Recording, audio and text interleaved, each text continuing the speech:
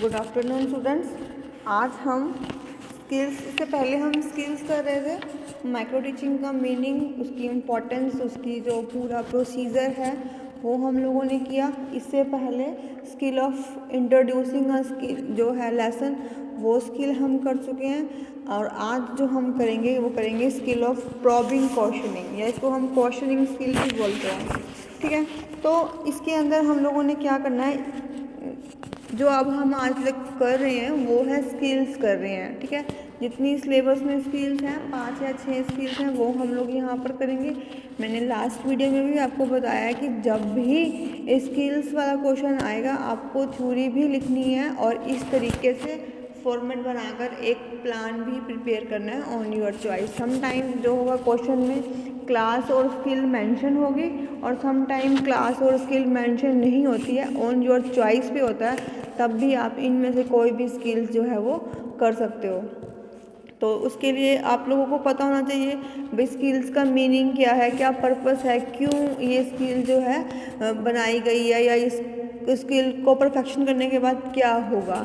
ठीक है, तो इससे पहले जो हमने की है वो इंट्रोड्यूसिंग स्किल की है। अगर किसी बच्चे ने नहीं देखी है तो एक बार वो वाली वीडियोस भी ज़रूर देखना, ताकि आपको स्किल्स प्रॉपर जो है वे में समझ में आ सके। तो आज का हम स्टार्ट करते हैं स्किल ऑफ क्वेश्चनिंग। क्वेश्चनिंग होती क्या है, बहुत बार ऐसा होता है कि हम लोग क्लासरूम में टीचर्स जो हैं वो क्वेश्चनिंग करते हैं, या आप किसी से क्वेश्चनिंग करते हो, कोई आपसे क्वेश्चनिंग करता है, तो क्यों की जाती है क्वेश्चनिंग। क्वेश्चनिंग होती क्या है, तो क्वेश्चनिंग क्या है, एक पावरफुल डिवाइस है कि किसी भी टीचिंग को आपने इम्प्रेसिव बनाना है, इफ़ेक्टिव बनाना है, आपने अपनी टीचिंग जज करनी है, फीडबैक लेना है, तो यू हैव टू क्वेश्चन। आपको क्वेश्चनिंग करनी पड़ेगी। आप अपने बच्चों से जितना आपने कुछ पढ़ाया है, अगर आप उनसे कुछ क्वेश्चन पूछ रहे हो और बच्चे उसका आंसर दे रहे हैं कि मीन्स दे गेट इन, उनको आपका पढ़ाया हुआ समझ में आ रहा है। अगर उल्टा हो जाता है वाइस वर्सा कि मीन्स की there is a need to improve your teaching. तो क्वेश्चनिंग एक पावरफुल डिवाइस है बच्चों की नॉलेज को चेक करने के लिए, टीचर की टीचिंग को चेक करने के लिए, अपनी क्लासरूम का रिजल्ट चेक करने के लिए, बच्चों की नॉलेज की डेप्थ चेक करने के लिए कि कितना बच्चों को आता है। तो उसके लिए क्वेश्चनिंग जो है वो बहुत ज़्यादा ज़रूरी है। तो क्वेश्चनिंग कैसी, इसको हम कह सकते हैं एक पावरफुल डिवाइस है ये। The teacher transacts a lot of learning experiences. The teacher asks questions and the responses given by the students are strengthened. कि जब टीचर क्वेश्चनिंग करेगा और बच्चे उसके आंसर देंगे कि मीन्स कि क्या है, टीचिंग हमारी सही जा रही है। अगर टीचर ने क्वेश्चन किया और बच्चों ने आंसर नहीं दे पाए, मीन्स कि कहीं ना कहीं टीचिंग में लैक है, कहीं ना कहीं टीचिंग में प्रॉब्लम है, कि टीचर को अपनी टीचिंग इम्प्रूव करने की ज़रूरत है, क्योंकि उसका पढ़ाया हुआ बच्चों को समझ में नहीं आ रहा है। अगर सारे बच्चे टॉपिक को रिस्पॉन्ड कर रहे हैं, टॉपिक बता पा रहे हैं, मीन्स की टीचिंग जो है वो अच्छी है, इफ़ेक्टिव है, कि टीचर सही जा रहा है, क्लासरूम जो है जो लर्निंग के ऑब्जेक्टिव हैं वो अचीव हो रही हैं। ठीक है, तो एक डेफिनेशन पढ़ते हैं। Definition, questioning is the key to all educative activities. कि क्वेश्चनिंग जो है की है, मतलब कि कुंजी कह सकते हैं, हम चाबी कह सकते हैं। अगर क्वेश्चनिंग के थ्रू ही हमें मालूम चल सकता है कि लर्निंग की एक्टिविटीज़ इफेक्टिवली डन हो रही हैं या नहीं हो रही हैं। अगर रैंडमली आप किसी की क्लास में जा रहे हो, जो टॉपिक टीचर करा चुका है या नहीं भी कराया, तो नॉर्मल जनरल सा टॉपिक है, अगर हम क्वेश्चनिंग कर रहे हैं और बच्चे उसको आंसर दे पा रहे हैं कि मीन्स बच्चे अप टू डेट हैं, बच्चों को जनरल नॉलेज भी है और सब्जेक्ट की नॉलेज भी है। ठीक है, no teacher of elementary secondary subjects can succeed in his instruction who has not a fair mastery of the art of questioning।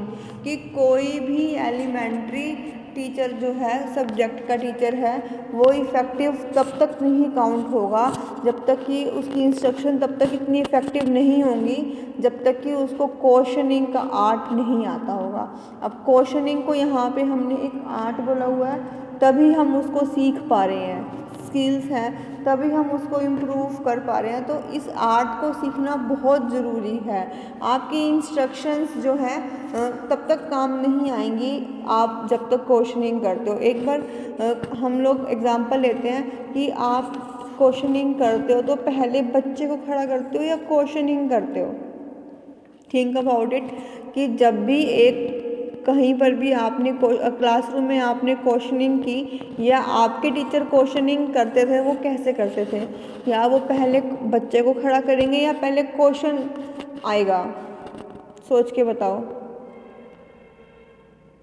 जब भी एक टीचर क्वेश्चनिंग करेगा तो वो पहले क्वेश्चन को डिसाइड करेगा, क्वेश्चन बताएगा, क्वेश्चन बच्चों से पूछेगा, देन वो किसी ना किसी बच्चे को खड़ा करेगा। क्यों? इसका भी रीज़न है, सोच के देखो आप लोग। अगर टीचर क्वेश्चन बच्चे को खड़ा करने के बाद करता है उसका मतलब क्या होगा कि वो क्वेश्चन सिर्फ और सिर्फ उसी बच्चे के लिए पूछा गया है, स्पेसिफिक उसी बच्चे को टारगेट बनाकर वो क्वेश्चन किया गया है। लेकिन नॉर्मल क्लासरूम में ऐसा नहीं होता। नॉर्मल क्लासरूम में क्या होगा कि टीचर एक क्वेश्चन को पहले पूछेगा, फिर वो थोड़ा सा देखेगा कि किस बच्चे की नज़रें मिल रही हैं या नहीं है, कि who will be ready to respond. जो थोड़ा सा बच रहा है टीचर हो सकता है उसको खड़ा कर ले, या जो बहुत ज़्यादा हैंड रेस कर रहा है कि हाँ मुझे मैं बताऊँ, तो हो सकता है कि टीचर शायद उसको खड़ा कर ले। ठीक है, तो क्वेश्चनिंग भी क्या है, एक आर्ट है। हम यूं ही नहीं क्वेश्चनिंग कर सकते, हमें टॉपिक से रिलेटेड क्वेश्चनिंग करनी चाहिए। और जब क्वेश्चनिंग करनी है तो पहले क्वेश्चनिंग करनी है, उसके बाद जो है अपने बच्चों को क्लासरूम में से किसी भी एक बच्चे को खड़ा करना है। अगर वो आंसर नहीं दे रहा देन सेकंड बच्चा जो है वो उसको चांस दिया जाएगा। ठीक है, एक कारण तो ये होता है। दूसरा कि आप क्या क्वेश्चनिंग करने के लिए टीचर किस बच्चों को खड़ा करता है, आगे वाले बच्चों को, बीच वाले बच्चों को, या लास्ट वाले बच्चों को, या फर्स्ट रो वाले, क्या कोई क्राइटेरिया फिक्स कर रखा होता है कि टीचर ने कहाँ खड़ा करना है? आप लोग थोड़ी सी अपनी स्कूलिंग के टाइम को याद करो कि कुछ टीचर्स की हैबिट होती थी कि वो फर्स्ट रो के ही बच्चों को खड़ा करते हैं, कुछ टीचर्स की हैबिट होती है कि वो लास्ट वाले बच्चे ही, बैक बेंचर्स को ही खड़ा करते हैं, कुछ की होती है कि वो बीच वाले बच्चों को उठा लेते हैं। तो ऐसा नहीं करना कि जब भी क्वेश्चनिंग करनी है, क्वेश्चनिंग पूरी तरह से सब जगह डिस्ट्रीब्यूट होनी चाहिए। अगर आप क्वेश्चनिंग कर रहे हो, यही स्किलफुल क्वेश्चनिंग है। ठीक है, तो अब इसके हम कंपोनेंट्स देखते हैं एक बार। कंपोनेंट्स कौन कौन से हैं? 5 कंपोनेंट्स हैं इसके। आपको आपकी स्किल का नाम और उसके साथ उसके कॉरस्पॉन्डिंग कंपोनेंट्स हैं वो आपको ध्यान में होने चाहिए। फर्स्ट है हमारे पास प्रॉम्प्टिंग, ठीक है, then seeking further information, refocusing, redirection, then increase critical awareness. These are the 5 components of questioning skill. I am repeating this: prompting, seeking further information, refocusing, redirecting और increase critical awareness। ठीक है, तो prompting होता क्या है? In the teaching learning situation it refers to the clue कि we have to prompt। अगर आपने क्वेश्चन कर रहे हो, अब क्वेश्चन थोड़ा सा डिफ़िकल्ट है तो टीचर क्या करेगा? प्रॉम्प्टिंग देना शुरू कर देगा। जैसे कि अब मैं कल परसों छोटे बच्चों की देख रही थी, उसमें क्या हुआ, बर्ड्स के नाम आइडेंटिफाई करने थे बच्चों ने। तो टीचर ने एक बच्चे को खड़ा किया कि आप बताओ कि कौन सा बर्ड है ये। तो बच्चे को समझ में नहीं आ रहा था, तो दूसरी वाली टीचर ने हिंट दिया, हरे रंग का हूँ, इस तरीके से, मीठे मीठे फल खाता हूँ। तो बच्चे को एकदम से राइम याद आ गई, हरे रंग का तोता हूँ, इस तरीके से। तो जब हम इस तरीके से क्लू दे रहे हैं तो उसको हम बोलते हैं प्रॉम्प्ट करना, कि हम अपने बच्चों को पुश कर रहे हैं कि आप आंसर की तरफ जाओ। अगर बच्चा आइडेंटिफाई कर लेता है, ठीक है, हम निगलेक्ट नहीं करेंगे, हम उसको छोड़ के और बच्चे तक नहीं जाएंगे, क्योंकि हर एक बच्चे के पास इन्फॉर्मेशन होती है, बस थोड़ा सा समटाइम ही और शी नीड प्रॉम्प्टिंग, तो हम उसको प्रॉम्प्ट करेंगे, पुश करेंगे, उसको आंसर बताने की कोशिश करेंगे, उसको आंसर तक लेकर जाएंगे। ठीक है, तो इसको बोलते हैं हम प्रॉम्प्ट करना, क्लू प्रोवाइड करना। ठीक है, seeking further information. Seeking further information का मतलब क्या होगा कि बच्चे ने, आपने एक क्वेश्चन किया, बच्चे ने उसका आंसर दे दिया, आप उससे पूछते हो कैसे, क्यों, कहाँ, तो इस तरीके से क्या है, आप क्या करना चाह रहे हो, बच्चे से और टाइप की इन्फॉर्मेशन भी निकालना चाह रहे हो, तो इसको बोलते हैं सीकिंग फर्दर इन्फॉर्मेशन। तो क्वेश्चनिंग इस चीज़ में बहुत हेल्प करती है कि हम फर्दर इन्फॉर्मेशन को हम निकाल सकें। Then refocusing, question which seek the people to compare the phenomena in his response with other phenomena, कि आपको रीफोकस करना है कि बच्चा एक जगह पर फोकस किए हुआ है बट वो आंसर करेक्ट नहीं है, तो आपको क्या करना है, उसकी फोकस को चेंज करना है, रीफोकस करना है कि वो सिमिलर सिचुएशन में घूम रहा है बट वो एग्जैक्ट आंसर वो नहीं बता पा रहा, तो हमने उसकी ट्रैक को जो है वो चेंज करना है, तो ताकि वो सही आंसर दे पाए, इसको बोलते हैं रीफोकसिंग। सेम ऐसे ही है रीडायरेक्टिंग, कि कई बार टीचर क्वेश्चन ग्रामेटिकली एरर से पूछ लेता है या क्वेश्चन का मीनिंग दो निकलने वाले होते हैं, तो कई बार बच्चे इसलिए भी कंफ्यूज हो जाते हैं, तो यहाँ पर क्या है, उनको या तो रीफोकस किया जाएगा या उनको रीडायरेक्टिंग दी जाएगी, डायरेक्शंस उनको दोबारा से दी जाएगी ताकि वो आंसर को बता पाएँ। देन है इंक्रीज क्रिटिकल अवेयरनेस, कि कुछ क्वेश्चंस ऐसे होते हैं कि अभी मैंने बताया कि सीकिंग फर्दर इन्फॉर्मेशन, की हमें और इन्फॉर्मेशन निकालनी है, कि मीन्स वी चेक कि बच्चे जो हैं अवेयर हैं या नहीं हैं, तो हम हाउ पूछते हैं, वाई पूछते हैं, तो इससे ये क्वेश्चंस कैसे हैं कि यहाँ से हम बच्चों की क्रिटिकल अवेयरनेस जो है वो बढ़ाना चाह रहे हैं, पूछना चाह रहे हैं कि बच्चों को सिर्फ इतना ही पता है या इससे ज़्यादा भी पता है, तो दीज आर द कंपोनेंट्स। ठीक है, तो ये कंपोनेंट्स आप लोगों से पूछे जाएंगे, इनके अकॉर्डिंगली आपको जज किया जाएगा, आपकी टीचिंग को ऑब्जर्व किया जाएगा।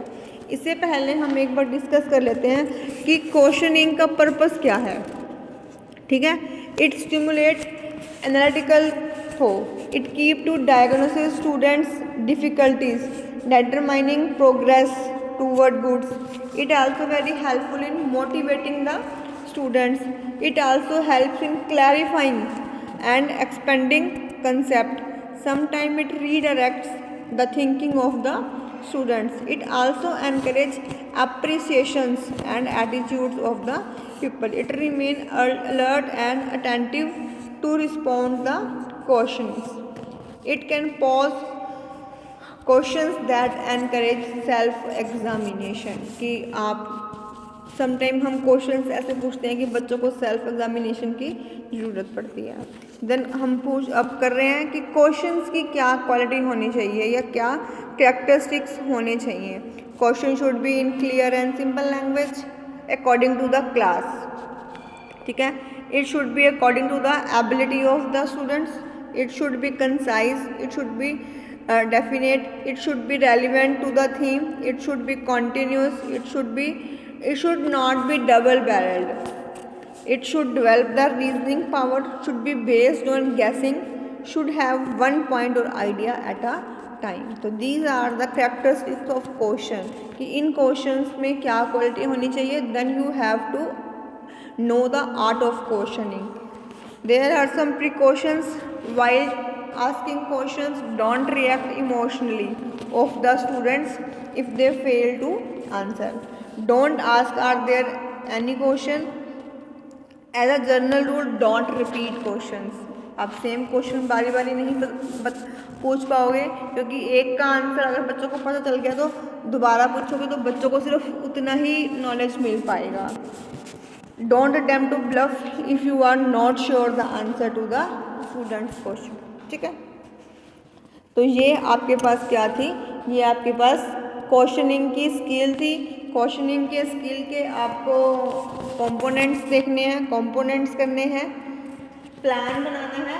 यहाँ पर क्या आएगा, आपका रोल नंबर, आपका सब्जेक्ट, यहाँ पर टॉपिक। सपोज आप पार्टनरशिप लेकर आए हो, कॉमर्स की अगर हम बात करते हैं, क्लास +1 हो जाएगी, डेट जिस दिन होगा, टाइम 5 से 7 मिनट। यहाँ पर आप क्या करोगे, पार्टनरशिप के क्वेश्चंस कुछ हो गए कि who are the partners, have you ever heard about partnership forms, ठीक है। तो यहाँ पर what are the deeds of partnership, how many persons can be a partner. तो इस तरीके से यहाँ पर क्वेश्चन होंगे और यहाँ पर बच्चा उसका आंसर देगा। और ये आपके कंपोनेंट हैं क्वेश्चनिंग स्किल के। जब आप लेक्चर डिलीवर कर रहे होगे, माइक्रो टीचिंग की प्रैक्टिस कर रहे होगे, तो हम देखेंगे कि आपने अपनी क्वेश्चनिंग में प्रॉम्प्टिंग यूज़ की है या नहीं की। ये सारे बच्चे ही बहुत इंटेलिजेंट हैं, यहाँ भी प्रॉम्प्टिंग की नीड ही नहीं पड़ी है।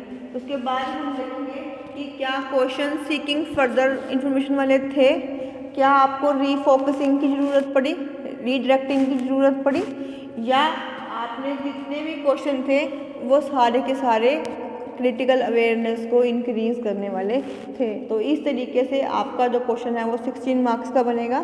8 मार्क्स में आपको इन स्किल्स को एक्सप्लेन करना है, थ्योरी लिखनी है, और रेस्ट ऑफ द 8 मार्क्स में यहाँ पे आपको इस तरीके से प्लान प्रिपेयर करना है, ठीक है। मैं फिर से बता रही हूँ कि जब प्लान आएगा वो दो तरह से आता है, कि एक आपकी चॉइस का या एक एग्जामिनर की चॉइस का आ जाता है। तो आपको स्किल के साथ उसके कंपोनेंट्स भी जो हैं वो बताने हैं, कि आपको बताना है कि कैसे आपने क्वेश्चनिंग करनी है। इस तरीके से आप पूरा का पूरा क्वेश्चन जो है वो आप अटेम्प्ट करके आओगे, ठीक है।